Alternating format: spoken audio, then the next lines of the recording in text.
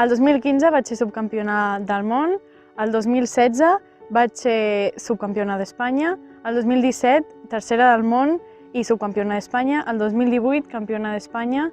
i quarta del món, el 2019 campiona d'Espanya, de Catalunya i del món, i el 2020 campiona de la Copa Espanya i campiona de Catalunya. El trial és un esport que va néixer aquí a Catalunya, que va derivar del trial en moto, que actualment té més repercussió, i consisteix en et planifiquen unes zones a les quals tenen a partir de 5 o 6 passos i els has de fer sense que et toqui cap peu a terra, sense caure, i l'única cosa que pot tocar a l'obstacle o a terra són les dues rodes de la bici. El màxim de punts que pots fer en una zona són 5 punts, a partir que els fas no pots seguir fent-la, i el guanyador és la persona que ha fet menys peus en aquella competició. Vaig començar a competir als 4 o 5 anys. Doncs perquè jo visc aquí a Òrrius i des de ben petita que passava per aquí davant cada dia per aquesta escola i sempre veia a persones fent alguna cosa amb la bicicleta que jo no sabia ben bé què era, i jo els deia als meus pares que m'apuntessin i al final m'hi van apuntar per insistència i per tossuda, i al final vaig començar a fer-ho i ho vaig començar a fer per fer alguna cosa i vaig començar a veure que em motivava moltíssim i que m'ajudava molt a madurar i a créixer amb la vida, a portar la vida, i doncs mira, ja porto 11 anys i no ens pensàvem que durés tant.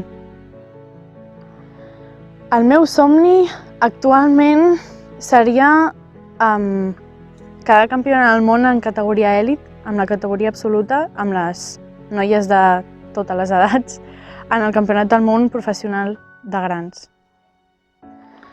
En el confinament absolut del principi, en el primer, doncs no volia ni baixar aquí perquè era un risc, i aleshores entrenava a casa com podia, amb un mini gimnàs, i aleshores ara, com que no em puc desplaçar, ho tinc molt bé aquí al poble, ho porto com cada dia, gairebé cada dia, baixo a entrenar aquí, ho tinc al costat de casa, per tant ho tinc relativament bé, soc afortunada. Les meves pròximes competicions són la Copa Osona, Copa Catalana i la Copa Espanya, els campionats d'Espanya que també es faran i el campionat del món, que normalment es fa a l'agost i reso perquè es pugui fer. És una cosa que m'agrada destacar molt perquè jo crec que és un esport màgic en aquest sentit, perquè tots els rivals d'una mateixa categoria ens ajudem molt mútuament, ens ho passem molt bé, hi ha molt bon rotllo entre pares i competidors, i potser ens toca fer la mateixa zona, els dos aspirem per la primera posició i ens estem ajudant de la manera que més podem mútuament.